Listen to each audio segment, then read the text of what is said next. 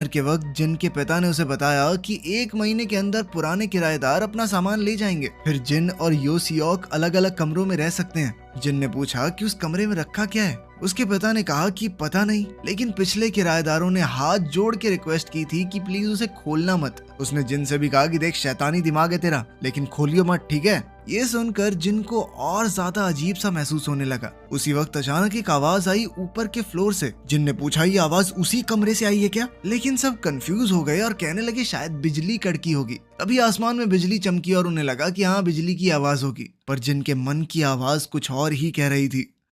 उस रात जब योसियोक सो गया, जिन अपने MP3 प्लेयर में म्यूजिक सुनने लगा। तभी उसे एक आवाज सुनाई दी। पहले उसे लगा कि मैंने कुछ गलत सुना है शायद, लेकिन फिर दोबारा से सुनाई दी। आवाज उसी बंद कमरे से आ रही थी। जिन डरते हुए उस दरवाजे के पास गया। उसका मन बार बार ये जानने का कर रहा था कि आखिर अंदर है क्या। वो दरवाजे को खोलने जा ही रहा था, तभी किसी ने पीछे से उसे पकड़ लिया। वो चौंक गया, पर फिर उसने देखा कि ये तो योसियोक था। उसने योसियोक को बताया कि इस कमरे के अंदर से आवाज आ रही है। योसियोक ने भी सुनने की कोशिश की, पर उसे कुछ सुनाई नहीं दिया। उसने कहा कि तुम दोबारा से पढ़ाई से बचने का बहाना लगा रहे हो ना। फिर वो दोनों घर के पास ही मौजूद एक पहाड़ी पर गए। दोनों भाइयों ने अच्छा समय साथ बिताया, पर तभी योसियोक को एक कॉल आ गया। उसने कहा पापा ने एक फाइल मंगवाई है, तो यहीं रुक, मैं दे के आता हूँ, ठीक है। जिसके बाद जिन वहीं रुक गया, पर बीच रास्ते में कुछ लोगों ने योसियोक को घेर लिया। जिन ने देखा कि कुछ लोग उसके भाई को मार रहे थे। वो तुरंत उसे बचाने भागा, पर उससे पहले ही उन्होंने उसे उठा लिया। जिन कुछ नहीं कर पाया, पर उसने उनकी कार की वो नंबर प्लेट याद कर ली। घर जाके उसने सब कुछ अपने माँ बाप को बताया और फिर वहीं बेहोश हो गया।